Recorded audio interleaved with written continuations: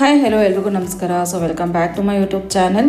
ಅಂದಹಾಗೆ ಇದು ಬಂದು ಲಾಸ್ಟ್ ವ್ಲಾಗಿಂದು ಕಂಟಿನ್ಯೂಯೇಷನ್ ವ್ಲಾಗ್ ಆಗಿರುತ್ತೆ. ಹಾಗೆಯೇ ವ್ಲಾಗ್ನ ನೋಡ್ತಿರೋರು ಮೊದಲಿಗೆ ಸಬ್ಸ್ಕ್ರೈಬ್ ಮಾಡ್ಕೊಂಡು ನೋಡಿ. ಹಾಗೆ ವಿಡಿಯೋ ನಿಮ್ಗೆ ಇಷ್ಟ ಆಯಿತು ಅಂತಂದರೆ ಪ್ಲೀಸ್ ಲೈಕ್ ಮಾಡಿ, ಶೇರ್ ಮಾಡಿ. ಲಾಸ್ಟ್ ವ್ಲಾಗಲ್ಲಿ ನೀವು ನೋಡಿರೋ ಹಾಗೆ ಜ್ವಾಲಾಮುಖಿ ತ್ರಿಪುರ ಸುಂದರಿ ಅಮ್ಮನವರ ದೇವಸ್ಥಾನಕ್ಕೆ ಬಂದು ದರ್ಶನ ಮುಗಿಸ್ಕೊಂಡು ಅಲ್ಲಿಂದ ಬಂದ್ವಿ. ಹಾಗೆಯೇ ದೇವಸ್ಥಾನದ ಬಗ್ಗೆ ಹೇಳಬೇಕು ಅಂತಂದರೆ ಹೊಸದಾಗಿ ಮದುವೆ ಆಗಿರುವಂಥವ್ರು ಈ ದೇವಸ್ಥಾನಕ್ಕೆ ಬಂದು ಅಮ್ಮನವರ ಪೂಜೆ ಮಾಡಿಸಿ ದರ್ಶನ ಮಾಡ್ಕೊಂಡು ಬಂತು ಅಂತಂದರೆ ತುಂಬಾ ಒಳ್ಳೆಯದಾಗತ್ತೆ. ಹಾಗೆ ಶ್ರೇಯಸ್ ಕೂಡ. ಹಾಗೆ ಈ ದೇವ್ರು ಬಂದು ಚಾಮುಂಡೇಶ್ವರಿಗೆ ತಂಗಿ. ಸೊ ಹಿಸ್ಟ್ರಿ ಇನ್ನೂ ತುಂಬಾ ಇದೆ, ಬಟ್ ನನಗೆ ಗೊತ್ತಿರೋ ಅಷ್ಟು ನಾನು ಈ ವಿಡಿಯೋ ಮುಖಾಂತರ ಶೇರ್ ಮಾಡಿದ್ದೀನಿ.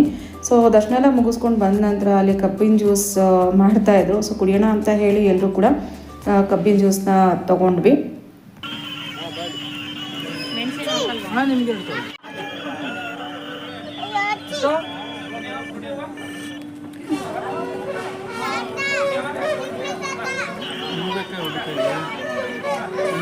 ನಮಗೂ ಸೇರಿಸಿ ಸಾಕು. ಅಪ್ಪೋ, ಯಾರಿಗೆ ಫೋನ್ ಮಾಡ್ತಾ ಇದ್ದೀರಾ? ಯಾರಿಗೆ ಮಾಡ್ತಾ ಇದ್ದೀರಾ? ಕೀರ್ತಿ ಅಣ್ಣಗೆ. ಎಲ್ಲ ದೇವಸ್ಥಾನದಲ್ಲೂ ದರ್ಶನ ಎಲ್ಲ ತುಂಬಾ ಚೆನ್ನಾಗಾಯಿತು. ಲಾಸ್ಟಿಗೆ ಚಾಮುಂಡಿ ಬೆಟ್ಟಕ್ಕೆ ಹೋದ್ವಿ.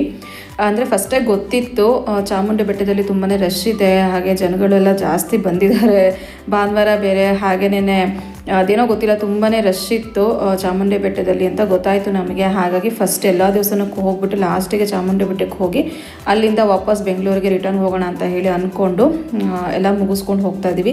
ಯೂಶಲಿ ಚಾಮುಂಡಿ ಬೆಟ್ಟ ದರ್ಶನ ಮುಗಿಸ್ಕೊಂಡು ಚಾಮುಂಡೇಶ್ವರಿ ನೋಡಿಕೊಂಡು ಆಮೇಲೆ ತ್ರಿಪುರ ಸುಂದರಿ ಅಮ್ಮನವರ ದೇವಸ್ಥಾನಕ್ಕೆ ಹೋಗಿ ಬರ್ತಿದ್ವಿ ಯಾವಾಗಲೂ. ಬಟ್ ಈ ಸತಿ ಸ್ವಲ್ಪ ಈ ರೀತಿ ಉಲ್ಟಾ ಆಯ್ತು ಅಷ್ಟೇ, ಜನ ಜಾಸ್ತಿ ಇದ್ದಿದ್ರು ಅಂತ. ಹಾಗೂ ಹತ್ತತ್ರ ಹೋಗ್ತಿದ್ದ ಹಾಗೇನೆ ಇನ್ನೂ 1 ಕಿಲೋಮೀಟ್ರ್ ಇದೆ ಅನ್ನೋವಾಗಲೇ ತುಂಬ ಪಾರ್ಕಿಂಗ್ ಮಾಡಿದರು. ನಾವು ಅಂದ್ಕೊಂಡ್ವಿ ಒಳಗಡೆ ಪಾರ್ಕಿಂಗ್ ಸ್ಲಾಟ್ ಎಲ್ಲ ದೊಡ್ಡದಾಗೆ ಇದೆಯಲ್ಲ, ಅಂದರೂ ಯಾಕೆ ಇಲ್ಲಿ ಪಾರ್ಕ್ ಮಾಡಿದ್ದಾರೆ ಅಂತ ಅಂದ್ಬಿಟ್ಟು, ಎಲ್ಲೋ ತುಂಬ ರಶ್ ಇರಬೇಕು ಅದಕ್ಕೆ ಇಲ್ಲಿಂದನೇ ಪಾರ್ಕಿಂಗ್ ಸ್ಟಾರ್ಟ್ ಮಾಡಿದ್ದಾರೆ ಅಂತ ಹೇಳೇ ತುಂಬ ಜನ ಇರ್ತಾರೆ ಅಂತ ಅಂದ್ಕೊಂಡು ಹೋದ್ವಿ. ಬಟ್ ಅಷ್ಟಾಗಿ ಪಾರ್ಕಿಂಗ್ ಸ್ಲಾಟಲ್ಲಿ ಗಾಡಿನೇ ನಿಲ್ಲಿಸಲಿಲ್ಲ, ಎಲ್ಲ ಹೊರಗಡೆ ಪಾರ್ಕ್ ಮಾಡಿಬಿಟ್ಟು ದರ್ಶನಕ್ಕೆ ಅಂತ ಹೇಳಿ ಹೋಗಿದ್ರು. ಬಟ್ ಜನ ಮಾತ್ರ ನಿಜವಾಗ್ಲೂ ತುಂಬಾ ರಶ್ ಇತ್ತು.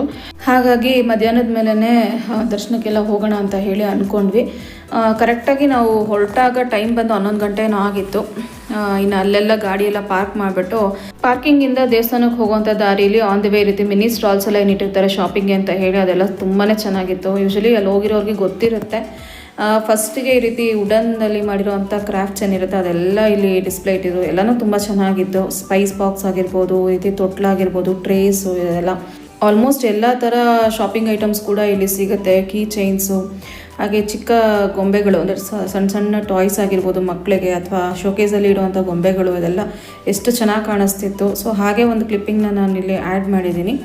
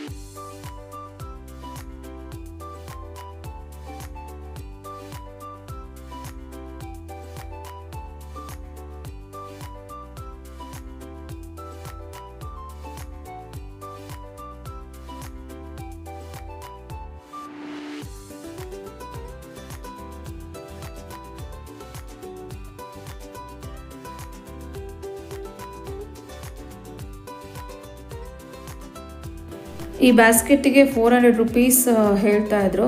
ಬಿದಿರಿಂದ ಮಾಡಿರೋ ಅಂಥದ್ದು, ಪೂಜೆಗೆಲ್ಲ ತೊಗೊಂಡೋಗೋದಕ್ಕೆ ಚೆನ್ನಾಗಿರುತ್ತೆ ಅಂತ ಹೇಳಿ ಅನ್ನಿಸ್ತು. ಹಾಗೆ ಈ ರೀತಿ ಟಾಯ್ಸ್ ನೋಡ್ಬೋದು, ಇದಂತೂ ಸಖತ್ ಅಟ್ರಾಕ್ಟಿವ್ ಆಗಿತ್ತು. ನನಗೆಲ್ಲ ಇದು ತುಂಬಾ ಇಷ್ಟ ಆಯಿತು. ನೋಡೋದಕ್ಕಂತೂ ತುಂಬ ಚೆನ್ನಾಗಿ ಕಾಣಿಸ್ತಾ ಇತ್ತಲ್ಲಿ.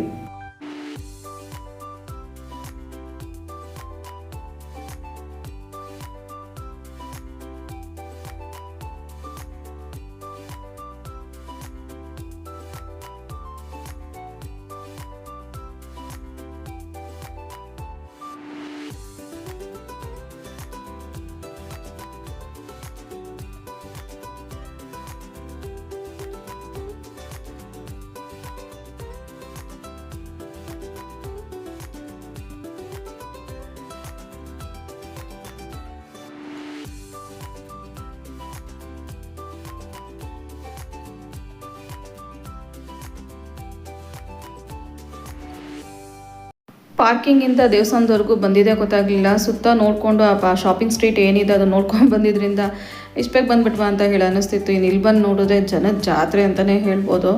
ಅಲ್ಲಿ ಕ್ಯೂ ನಿಂತಿರೋದು, ಒಳಗಡೆ ಕ್ಯೂ ಇಲ್ಲಿ ಹೊರಗಡೆನೂ ಕೂಡ ಕ್ಯೂ ನಿಂತಂಗೆ ಅನ್ನಿಸ್ತಿತ್ತು. ಅಷ್ಟು ಜನ ಅಂದರೆ ಜನ. ಹಾಗೆಯೇ ಬೆಂಗಳೂರಲ್ಲಿ ಅವತ್ತಿನ ದಿವಸ ಮಳೆ ಆಗ್ತಿತ್ತಂತೆ. ಬಟ್ ಅಲ್ಲಿ ಸ್ವಲ್ಪ ಮೋಡದ ವಾತಾವರಣ ಇತ್ತು. ಇನ್ನು ಬಿಸಿಲಿದ್ದಿದ್ರೆ ಈ ರೀತಿ ನಿಂತ್ಕೊಂಡು ನಾವು ಅಲ್ಲಿ ಕಾಯೋದಕ್ಕೂ ಕೂಡ ಆಗ್ತಿರ್ಲಿಲ್ಲ. ಆ ರಶಲ್ಲಿ ನಿಜವಾಗ್ಲೂ ಸಾಕಾಗಿ ಹೋಗ್ತಿತ್ತೇನೋ. ಹೇಗೋ ಸ್ವಲ್ಪ ಮೋಡ ಇದ್ದಿದ್ದರಿಂದ ಅಷ್ಟಾಗಿ ಏನೂ ಅನ್ನಿಸ್ತಿರ್ಲಿಲ್ಲ. ಇನ್ನು ಟಿಕೆಟ್ಸ್ ತೊಗೊಳೋದಕ್ಕೆ ಅಂತ ಹೇಳಿಲ್ಲ ಮಾತಾಡಿಕೊಂಡು ಸ್ವಲ್ಪ ಹೊತ್ತಲ್ಲ ಹಾಗೆ ನಿಂತಿದ್ವಿ. ಆಮೇಲೆ ಟಿಕೆಟ್ಸ್ ಎಲ್ಲ ತೊಗೊಂಡು ಒಳಗಡೆ ಹೋಗೋಣ ಅಂತ ಹೇಳಿ ದೇವಸ್ಥಾನದ ಹೆಬ್ಬಾಗ್ಲೇನಿರುತ್ತೆ ಅಲ್ಲಿಗೆ ಬಂದ್ವಿ. ಅಲ್ಲಂತೂ ಸಿಕ್ಕಾಪಟ್ಟೆ ಕ್ಯೂ ಇತ್ತು. ತುಂಬ ಜನ ಅಂದರೆ ಜನ, ಒಂದು 2-3 ಲೈನಷ್ಟು ಕ್ಯೂ ನಿಂತಿದ್ದಿತ್ತು. ಚಾಮುಂಡೇಶ್ವರಿ ತಾಯಿ ಹತ್ರ ಅದನ್ನೇ ಕೇಳ್ಕೊತಾ ಇದ್ದೆ, ಎಷ್ಟೊತ್ತಿಗಮ್ಮ ನೀನು ದರ್ಶನ ಮಾಡಿಸ್ತೀಯ ನಮಗೆ ಅಂತ ಹೇಳ್ಕೊಂಡು. ಯಾಕಂದರೆ ಸಿಕ್ಕಾಪಟ್ಟೆ ಜನ ಇದ್ದರು. ಇಷ್ಟು ರಶಲ್ಲಿ ನಾವು ಇದು ಸೆಕೆಂಡ್ ಟೈಮ್ ಅಂದ್ಕೊಳ್ತೀವಿ ನಾವು ಬಂದಿರೋದು. ತುಂಬ ರಶ್ ಇದ್ದಾಗ ನಾವು ಬರೋದಕ್ಕೆ ಹೋಗೋದಿಲ್ಲ. ಬಟ್ ಯಾರಿಗೂ ರಜಾ ಇಲ್ದಿರೋ ಕಾರಣ ಅವತ್ತು ಭಾನುವಾರನೇ ಬರಬೇಕಾಗಿತ್ತು. ಏನೂ ಮಾಡೋದಕ್ಕಾಗಲ್ಲ, ಕೆಲವೊಂದು ಸತಿ ಈ ರೀತಿ ಆಗುತ್ತೆ. ಹೀಗೆ ಒಂದು ಸತಿ ಆಷಾಢ ಶುಕ್ರವಾರದಲ್ಲಿ ಬಂದು ಒಂದು ಸತಿ ದರ್ಶನ ಮಾಡ್ಕೊಂಡು ಹೋಗಿದ್ವಿ ತುಂಬ ವರ್ಷಗಳ ಹಿಂದೆ. ಇದು ಸೆಕೆಂಡ್ ಟೈಮ್ ಇಷ್ಟು ರಶಲ್ಲಿ ನಾವು ಬಂದಿದ್ದು.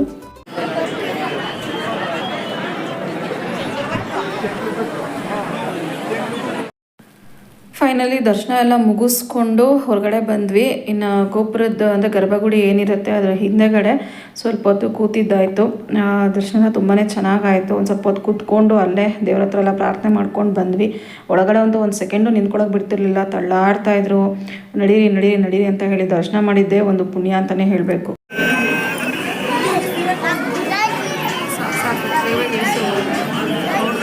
ಇಲ್ಲಿ ಕುಂಕುಮವನ್ನು ಹಚ್ಚಬಾರದು, ಅಲ್ಲೇ ಹಚ್ಚಿದ್ದಾರೆ.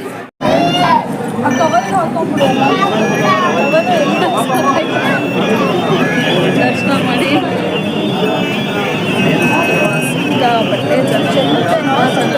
ಯಾವತ್ತು ಭಾನುವಾರ ಬಂದು ದರ್ಶನ ಮಾಡಿದ್ದೇ ಇಲ್ಲ. ಇದೇ ಫಸ್ಟ್ ಟೈಮ್ ಭಾನುವಾರ ಬಂದು ದರ್ಶನ ಮಾಡಿದ್ವಿ.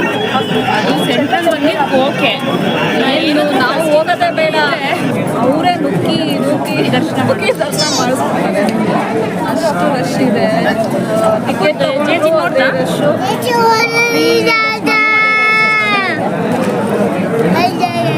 ಹೆಂಗಿತ್ತು ಜೇಜಿ? ಸೊ ಫೈನಲಿ ದರ್ಶನ ಎಲ್ಲ ಮುಗಿಸ್ಕೊಂಡು ಮಹಿಷಾಸುರ ಸ್ಟ್ಯಾಚು ಏನಿರುತ್ತೆ ಅಲ್ಲಿ ಕೆಲವೊಂದು ಫೋಟೋ ತೊಗೊಂಡು ಚಾಮುಂಡಿ ಬೆಟ್ಟದಿಂದ ಹೊರಟ್ವಿ. ಇನ್ನು ನೆಕ್ಸ್ಟ್ ನಾವು ಊಟಕ್ಕೆ ಹೋಗಬೇಕಾಗಿತ್ತು. ಸೊ ಹಾಗಾಗಿ ಮದ್ದು ಟಿಫನೀಸ್ಗೆ ಬಂದ್ವಿ. ಆ್ಯಕ್ಚುಲಿ ಇದು ಸೆಕೆಂಡ್ ಬ್ರಾಂಚ್ ಓಪನ್ ಮಾಡಿರೋದು ಹೈವೇ ಮಾಡಿದ್ಮೇಲೆ, ಮೈಸೂರು ಹೈವೇ ಮಾಡಿದ್ಮೇಲೆ. ಮೈಸೂರು ಹೈವೇ ಮಾಡೋದಕ್ಕೂ ಮುಂಚೆ ಮದ್ದೂರು ಕ್ರಾಸ್ ಮಾಡುವಾಗ ಈ ಹೋಟೆಲ್ ನಮಗೆ ಸಿಗ್ತಿತ್ತು. ಸೊ ಈಗ ಇದು ಸೆಕೆಂಡ್ ಬ್ರಾಂಚ್ ಅವ್ರು ಮಾಡಿರೋದು. ದೊಡ್ಡದಾಗೇ ತುಂಬ ಚೆನ್ನಾಗಿ ಮಾಡಿದ್ದಾರೆ. ಅಲ್ಲಿಗೆ ಬಂದ್ವಿ ಊಟಕ್ಕೆ ಅಂತ ಹೇಳಿಬಿಟ್ಟು. ಆ್ಯಕ್ಚುಲಿ ಹೊಟ್ಟೆ ಬೇರೆ ತುಂಬಾ ಹಸ್ತಿತ್ತು. ಟೈಮ್ ಆಲ್ರೆಡಿ 2:30 or 3 o'clock ಏನೋ ಆಗಿತ್ತು ಅಂದ್ಕೊಳ್ತೀನಿ. ಎಂಟ್ರಿ ವೇಯಲ್ಲಿ ಈ ರೀತಿ ದೊಡ್ಡದಾಗಿ ಅಕ್ವೇರಿಯಂ ಇತ್ತು. ತುಂಬಾ ಚೆನ್ನಾಗಿದೆ ಅಲ್ಲಿ ನೋಡೋದಕ್ಕೆ ಅಕ್ವೇರಿಯಂ. ಹಾಗೆಯೇ ಅದ್ರ ಮೇಲ್ಗಡೆ ವಾಲ್ ಆರ್ಟ್ ಮಾಡಿದ್ದಾರೆ.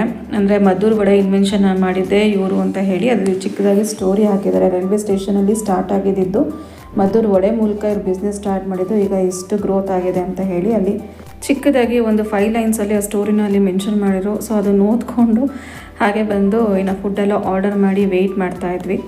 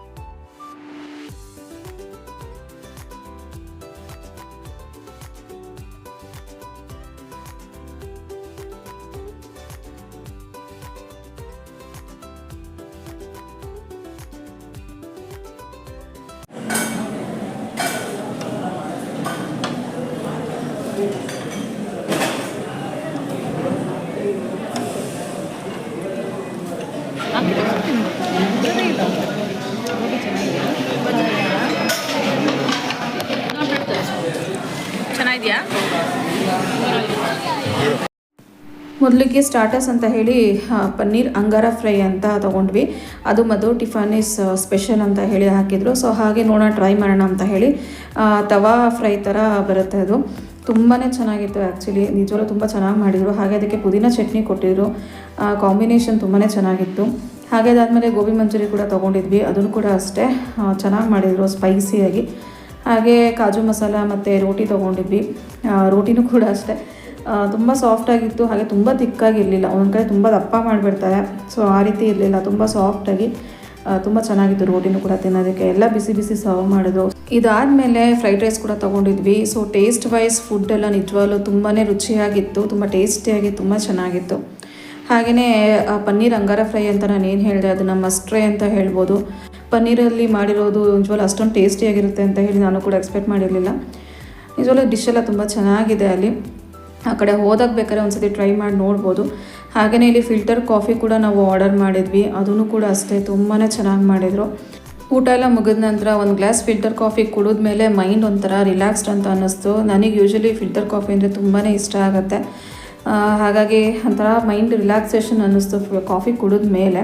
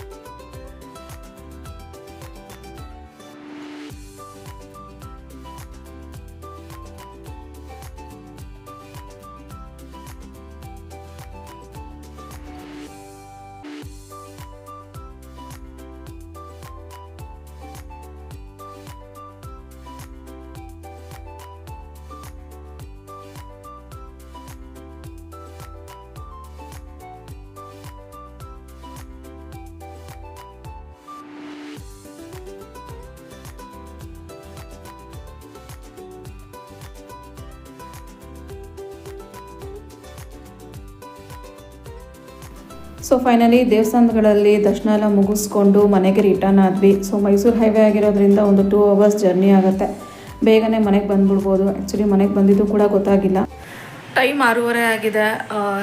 ಇವಾಗ ಜಸ್ಟ್ ದರ್ಶನ ಎಲ್ಲ ಮುಗಿಸ್ಕೊಂಡು ಅಲ್ಲಿಂದ ಬಂದ್ವಿ.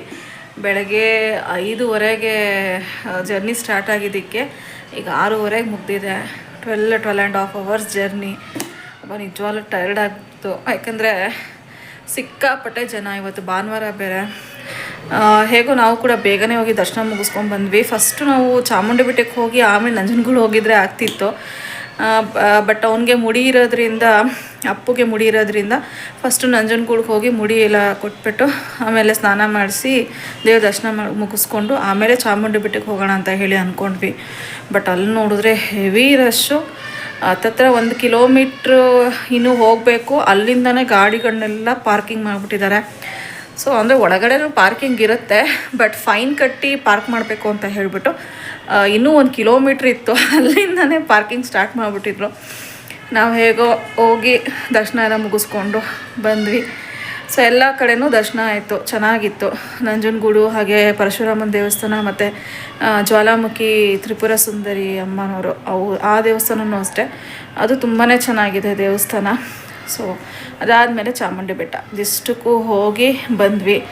ನಾವು ನಿಜವಾಗ್ಲೂ ಬರೀ ಕೂತ್ಕೊಂಡು ಟಯರ್ಡ್ ಆಗಿದ್ದೀವಿ, ಬಟ್ ಡ್ರೈವಿಂಗ್ ಮಾಡ್ಕೊಂಬಂದಿರೋರು ನಿಜವಾಗ್ಲೂ ಎಷ್ಟು ಟಯರ್ಡ್ ಆಗುತ್ತೆ ಅಂತ ಅನಿಸ್ತಾ ಇರುತ್ತೆ. ಸೊ ಈಗ ತಾನೇ ಬಂದಿರೋದ್ರಿಂದ ಇನ್ನು ಫ್ರೆಶ್ ಅಪ್ ಆದರೆ ಮುಗಿಯುತ್ತೆ. ಸೊ ಇದಿಷ್ಟ ಆಗಿತ್ತು ಇವತ್ತಿನ ದಿವಸದ ವ್ಲಾಗ್. ಈ ವ್ಲಾಗ್ ನಿಮ್ಗೆ ಇಷ್ಟ ಆಗಿದ್ರೆ ಪ್ಲೀಸ್ ಲೈಕ್ ಮಾಡಿ, ಶೇರ್ ಮಾಡಿ. ಹಾಗೆ ಹೊಸೊಬ್ಬರು ವಿಡಿಯೋ ನೋಡ್ತಿರೋರು ಇನ್ನೂ ಕೂಡ ಸಬ್ಸ್ಕ್ರೈಬ್ ಆಗ್ದಲೇ ನೋಡ್ತಿದ್ದೀರೋ ಅಂತ ಅಂದರೆ ಪ್ಲೀಸ್ ಸಬ್ಸ್ಕ್ರೈಬ್ ಮಾಡೋದ್ರ ಮೂಲಕ ಸಪೋರ್ಟ್ ಮಾಡಿ ಅಂತ ಹೇಳ್ತಾ, so meet you in the next vlog. Until then thanks for watching.